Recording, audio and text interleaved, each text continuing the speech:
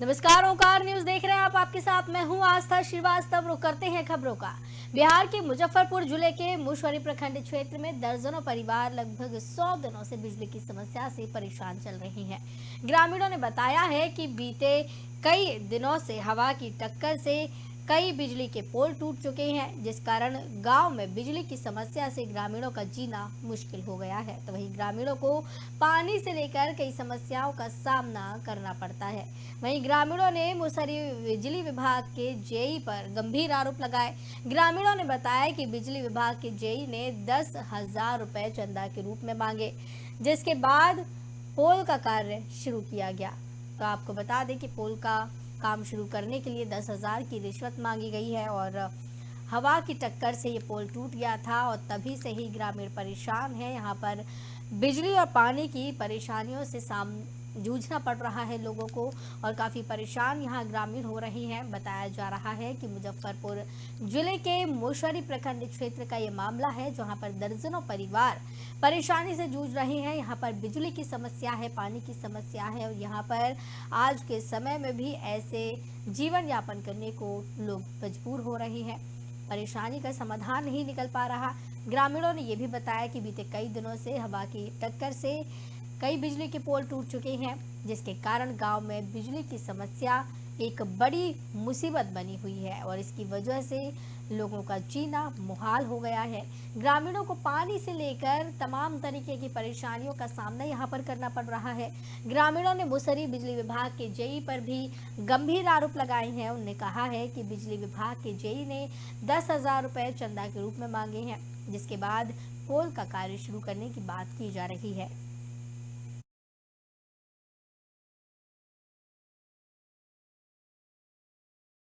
जो ट्रक वाला मार के गया है पोल में धक्का मार के गया है, जो कि यहाँ से वहाँ तक के 7-8 पोल गिर चुका है। ट्रांसफार्मर भी उलट गया है, जिसके कारण लाइन अभी 7-8 दिन से नहीं है। सब एकदम परेशान है घर में। हर लाइन के लिए सभी को लाइन की व्यवस्था चाहिए, जिसके कारण किसी को पैसा मांगा जा रहा है जेई की तरफ से। जो पैसा देगा तब जाकर के दिया जाएगा या किया जाएगा या काम शुरू होगा। 2 मिस्त्री आ जाए या 4 मिस्त्री आ जाए, वो वापस भाग गए, काम नहीं किए, बोले होगा होगा 1 घंटा में। अभी तक काम कोई शुरू नहीं हुआ। जो गड़बड़ हुआ उस पर जेई के खबर किया गया, तो जेई आया। जेई आने के बाद जैसे कहा जो 10,000 रुपया तुम लोग चंदा करके इकट्ठा करके रखो, तब यहाँ पर पोल मंगवा के तब जो है इसका लाइन चालू करेंगे। आज 6 रोज हो गया, 6 रोज से जेई को फोन करते हैं, न जेई आता है न मैंने की बात को सुनता है। और जेई 10,000 रुपया का डिमांड।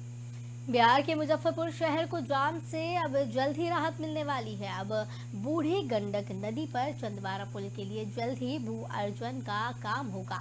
इसमें 58 करोड़ की लागत आएगी। अब तक मिले फिर से 25 करोड़ रुपए बूढ़ी गंडक नदी पर बनने वाली शहरी क्षेत्र की है, जो दूसरी अहम पुल है।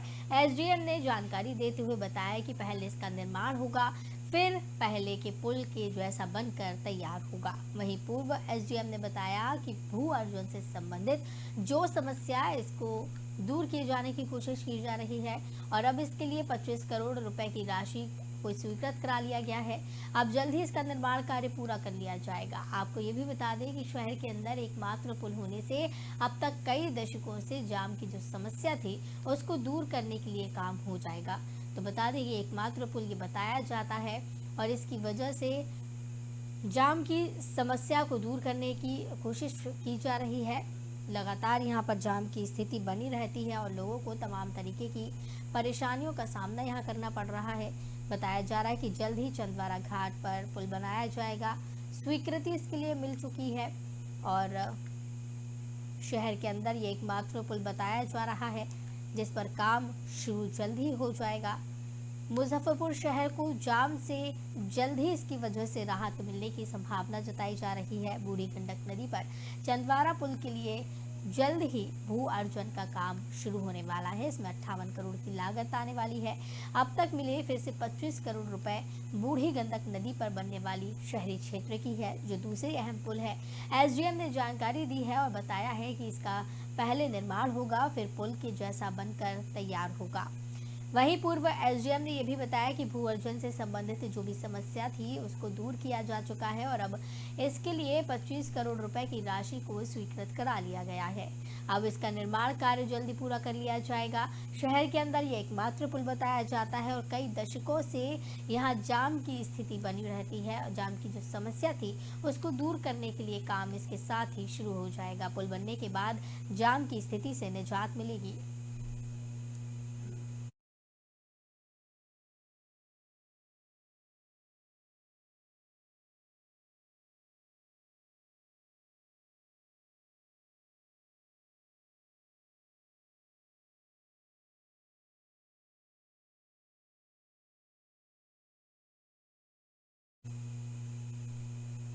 पटना के श्री कृष्ण मेमोरियल हॉल में भूमिहार ब्राह्मण एकता मंच फाउंडेशन के संस्थापक अध्यक्ष आशुतोष कुमार के नेतृत्व में किसानों के नेता स्वामी सहजानंद सरस्वती की 134वीं जयंती मनाई गई। इस अवसर पर बिहार के कोने कोने से हजारों की संख्या में संगठन से लोग जुड़े और वहां पे लोग मौजूद रहे। भारी संख्या में यहाँ लोगों की मौजूदगी रही। वहीं अध्यक्ष आशुतोष कुमार ने सभा को संबोधित किया और कहा कि स्वामी जी का समाज किसान था, जो कि सरकारों के दोहरे आचरण के कारण आज मजदूर की श्रेणी में आ चुका है। आशुतोष कुमार ने कहा कि जिससे सामंती विचारधारा के खिलाफ स्वामी जी आजीवन संघर्ष करते रहे हैं, आज उसी सोच के नव सामंत और परिवारवाद की राजनीति से उपजे नेता स्वामी जी की जयंती में करोड़ों रुपए खर्च कर तामझाम लगाकर अपनी ही पार्टी के शीर्ष नेतृत्व को और स्वामी जी के समाज के लोगों को ठगने का प्रयास कर रहे हैं। तो आपको बताते चले, स्वामी सहजानंद सरस्वती की जयंती 134वीं मनाई गई है। इस अवसर पर बिहार के कोने कोने से हजारों की संख्या में संगठन के लोग यहां पर पहुंचे हैं। स्वामी सहजानंद सरस्वती को भारत रत्न मिला है। और वहीं आशुतोष कुमार ने इस दौरान सभा को संबोधित किया। उन्होंने कहा कि स्वामी जी का समाज किसान था, जो कि सरकारों के दोहरे आचरण के कारण आज मजदूर की श्रेणी में आ चुका है। आशुतोष कुमार ने कहा कि जिस सामंती विचारधारा के खिलाफ स्वामी जी आजीवन संघर्ष करते रहे हैं, उन्होंने आजीवन इसको लेकर संघर्ष किया है। आज उसी सोच के नव सामंत और परिवारवाद की राजनीति से उपजे नेता स्वामी जी की जयंती में करोड़ों रुपए खर्च कर तामझाम लगाकर अपनी ही पार्टी के शीर्ष नेतृत्व और स्वामी जी के समाज के लोगों को ठगने का काम कर रही हैं।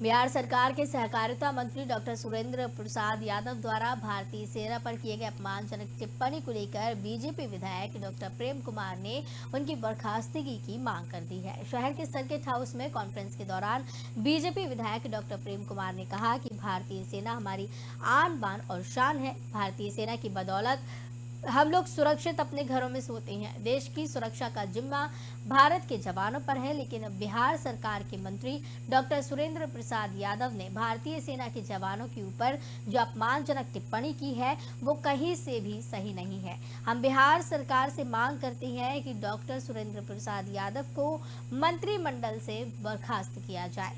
भारतीय सेना के शौर्य पर सवाल उठाने का हक किसी को नहीं है। डॉक्टर सुरेंद्र आए दिन इस तरह की बयानबाजी करते रहते हैं, ये उनका बयान गैर जिम्मेदाराना है। हम मांग करते हैं कि बिहार सरकार उन्हें बर्खास्त करे या फिर मंत्री सुरेंद्र प्रसाद यादव स्वयं अपना इस्तीफा दें। सेना का अपमान कतई बर्दाश्त नहीं किया जाएगा।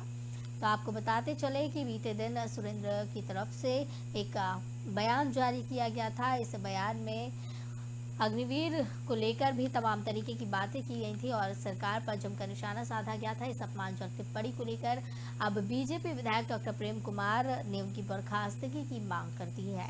और शहर के सर्किट हाउस में कॉन्फ्रेंस के दौरान बीजेपी विधायक डॉक्टर प्रेम कुमार ने कहा कि भारतीय सेना हमारी आन बान और शान है। भारतीय सेना की बदौलत हम लोग सुरक्षित अपने घरों में सोते हैं। देश की सुरक्षा का जिम्मा भारत के जवानों पर है, लेकिन बिहार सरकार के मंत्री डॉक्टर सुरेंद्र प्रसाद यादव ने भारतीय सेना के जवानों के ऊपर अपमानजनक टिप्पणी की है, वो कहीं से भी सही नहीं है। हम बिहार सरकार से मांग करते हैं कि सुरेंद्र प्रसाद यादव को मंत्रिमंडल से बर्खास्त किया जाए।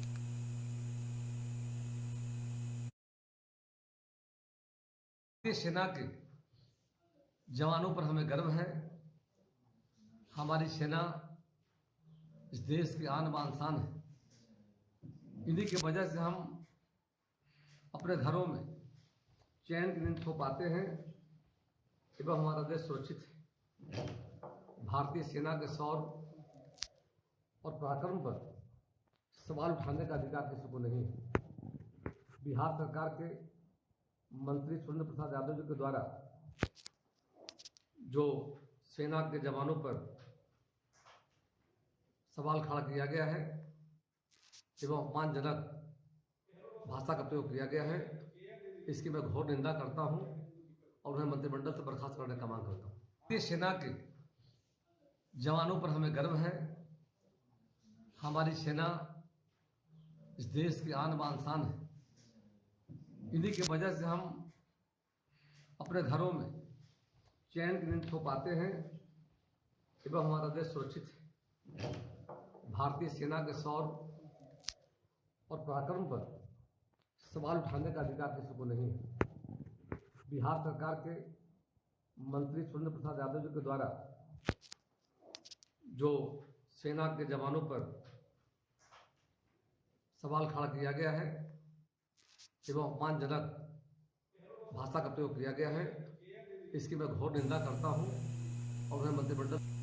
तो वहीं सम्राट चौधरी ने तेजस्वी यादव को सीएम नीतीश कुमार से बचने की सलाह दी है। कहा कि आरजेडी के पास 110 विधायक है, नीतीश कुमार के पास तोड़ जोड़कर 45 विधायक है। 110 विधायक वाली पार्टी दौड़कर 122 पूरा कर लेगी।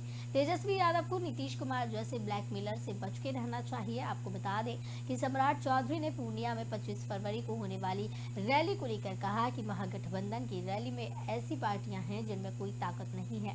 कांग्रेस बिना रीढ़ वाली पार्टी है। महागठबंधन में आरजेडी के राष्ट्रीय अध्यक्ष लालू प्रसाद यादव के अलावा कोई भी नेता नहीं है। जनता दल यूनाइटेड में राष्ट्रीय अध्यक्ष तो पार्टी के स्टाफ ही होते हैं। बीजेपी में अभी तक 6 राष्ट्रीय अध्यक्ष रहे हैं। बिहार में प्रदेश अध्यक्ष के पद पर कई लोग रहे। वहीं सेना पर दिए गए बयान को लेकर सम्राट चौधरी ने कहा कि आरजेडी के मंत्री की मानसिक स्थिति खराब हो गई है। सेना जो देश की रक्षा करती है उसके खिलाफ इस तरीके से बात कहना दुर्भाग्यपूर्ण है। ऐसे लोग जिनकी मानसिक स्थिति खराब हो गई है उनका इलाज कराना जरूरी है। पहले बिहार के शिक्षा मंत्री को इलाज कराने की जरूरत थी, अब बिहार के कोऑपरेटिव मंत्री को जरूरत है। इसके लिए भी हम तैयार हैं। मेरे पिताजी ने कोइलवर में जो अस्पताल बनवाया है उसमें मुफ्त इलाज करवाएंगे। सम्राट चौधरी ने इस दौरान जमकर निशाना साधा है और उन्होंने कहा कि लालू के अलावा महागठबंधन में कोई भी नेता नहीं है। चौधरी ने कांग्रेस पर भी हमला बोला है। चौधरी ने आपको बताते चले कि इस दौरान कहा कि कोऑपरेटिव मंत्री को अपना इलाज कराने की जरूरत है और हमारा जो अस्पताल है वो वहां आकर फ्री में इलाज करवा सकते हैं। वहीं आपको बता दें कि तेजस्वी यादव को सीएम नीतीश कुमार से बचने की भी सलाह दे दी है। कहा कि आरजेडी के पास 110 विधायक है, नीतीश कुमार के पास तोड़ जोड़कर 45 विधायक होते हैं। 110 विधायक वाली पार्टी दौड़कर 122 पूरा कर लेगी। तेजस्वी यादव को नीतीश कुमार जैसे ब्लैकमेलर से बचकर रहना चाहिए। आपको बताते चले कि सम्राट चौधरी ने पूर्णिया में 25 फरवरी को होने वाली यानी कि आज होने वाली महागठबंधन की रैली को लेकर कहा है कि महागठबंधन की रैली में एक ऐसी पार्टियां हैं जिनमें कोई भी ताकत नहीं है। विपक्ष को उन्होंने कमजोर करार कर दिया है। कांग्रेस बिना रीढ़ वाली पार्टी है। महागठबंधन में आरजेडी के राष्ट्रीय अध्यक्ष लालू यादव के अलावा कोई भी नेता नहीं है।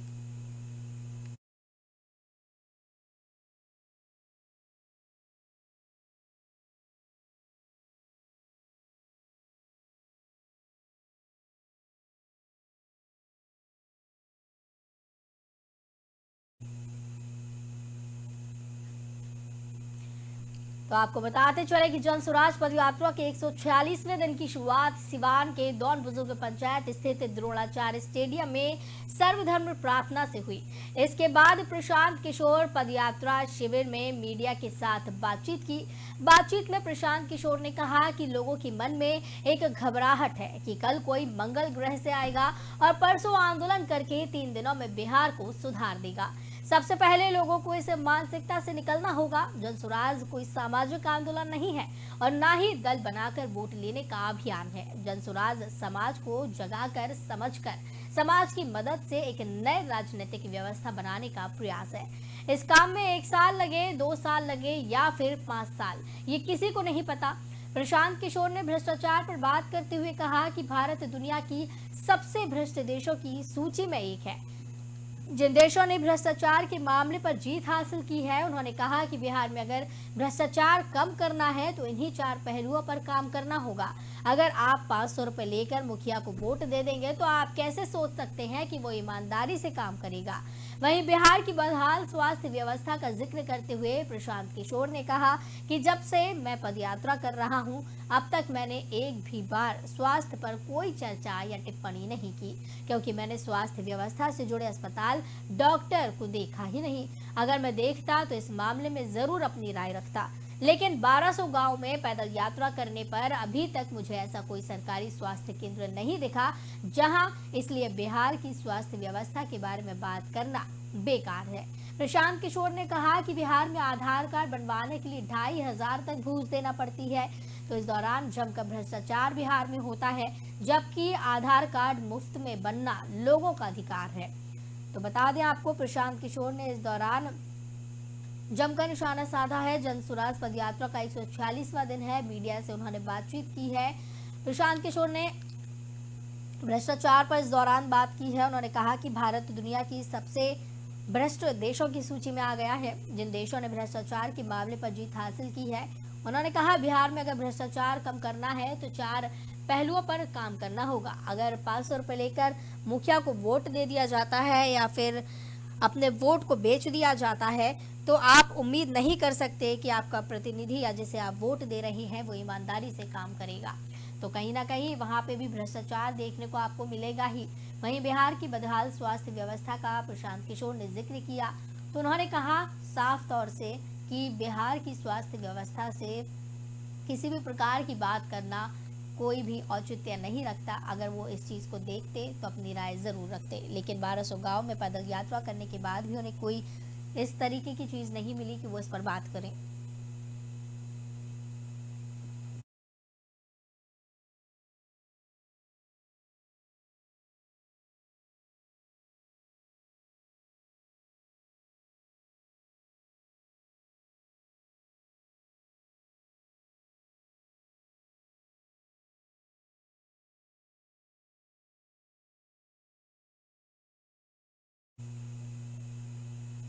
जनता दल यूनाइटेड का साथ छोड़कर अपनी नई पार्टी बना चुके उपेंद्र कुशवाहा ने बिहार विधान परिषद की सदस्यता से इस्तीफा दे दिया है। इस्तीफा देने के बाद उपेंद्र कुशवाहा ने कहा कि चक्रव्यूह से बाहर जाने को लेकर उन्हें सुखद अनुभूति हो रही है। बिहार विधान परिषद के सभापति देवेश चंद्र ठाकुर और मुख्यमंत्री नीतीश कुमार पर भी तंज कसते हुए उन्होंने कहा कि उपेंद्र कुशवाहा जमीन बेचकर अमीर नहीं बनता है। आज हम सदन को छोड़कर सड़क पर आ गए। बिहार विधान परिषद के सभापति दिनेश देवेश चंद्र ठाकुर ने बताया कि उपेंद्र कुशवाहा का इस्तीफा स्वीकार कर लिया गया है और आज से उनका जो पद है वो खाली हो गया है। उपेंद्र कुशवाहा ने एमएलसी पद से इस्तीफा दिया है।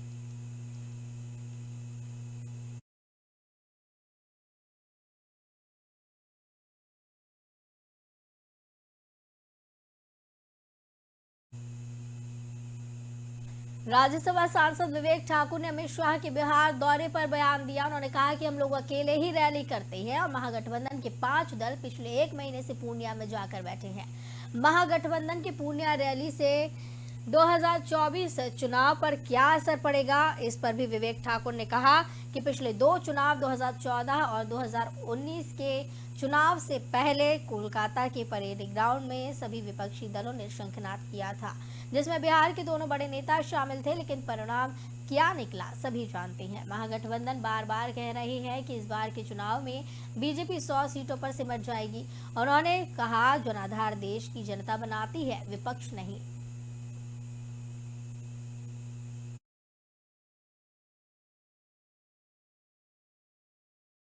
लेकिन अब करिएगा क्या, अब जितना सोच सकते हैं उतना ही ना बोलेंगे, और तो वही पूरे बिहार के सरकार का हाल है।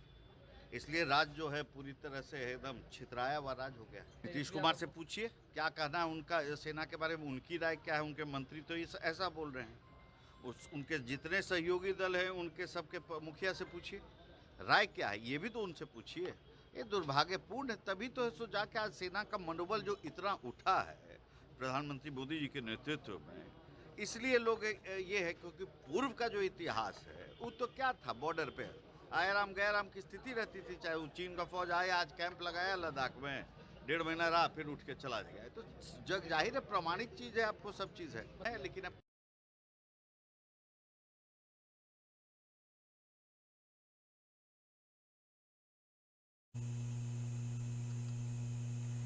विकास आयुक्त बड़गाम सैयद फिकर उद्दीन हामिद ने छाबड़ा का दौरा किया और वहां के विकास कार्यों का जायजा लिया और बाजार व उप जिला अस्पताल चावड़ा का भी निरीक्षण इस दौरान किया है। उन्होंने दौरा किया और चाड़ौरा के व्यापारिक उद्यमों और स्थानीय लोगों से मुलाकात की है। उन्होंने समस्याओं को सुना और जल्दी उनका समाधान करने का आश्वासन दिया है। तो आपको बताते चले, विकास आयुक्त ने बड़गाम का दौरा किया है। इस दौरान विकास कार्यों का उन्होंने जायजा लिया और जिला अस्पताल भी वो पहुंचे हैं।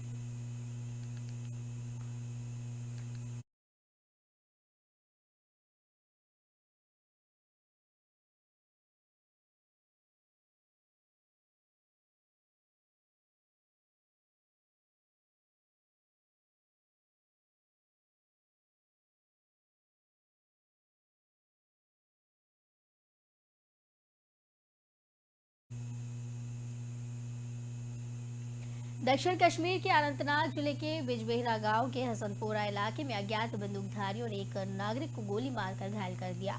अधिकारियों को यह जानकारी दी गई है। एक अधिकारी ने बताया कि आतंकवादियों ने हसनपुरा में एक नागरिक पर गोलीबारी की, जिसमें वो घायल हुआ, जिसके बाद उसे इलाज के लिए जिला अस्पताल बिजबेहरा स्थानांतरित किया गया। हसनपुरा तवेला के अली मोहम्मद गनई के पुत्र आसिफ अली गनई के रूप में हुई है। इस बीच हमलावरों को पकड़ने के लिए इलाके की घेराबंदी कर दी गई है।